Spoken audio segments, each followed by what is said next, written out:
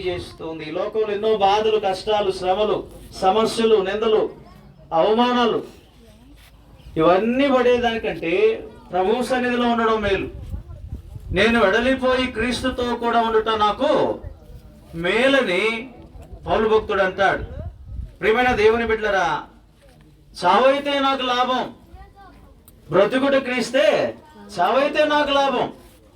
కాబట్టి క్రైస్తవులు మాత్రమే, యేసు ప్రభువునందు విశ్వాసం వచ్చినటువంటి బిడ్డలు మాత్రమే ఈ మాటలు ధైర్యంగా చెప్పగలిగినటువంటి స్థితిలో ఉంటూ ఉన్నారు. మరణం అంటే మానవుడు భయపడాల్సిన అవసరం లేదు. మరణం అనగా ఈ భూమి మీద నుండి పరలోకానికి వెళ్ళడం, పరలోకంలో ప్రభు సన్నిధిలో నిత్యము ఆయన ముఖారవిందం గావిస్తూ పరదేశంలో సంతోషంగా ఆనందంగా ప్రభు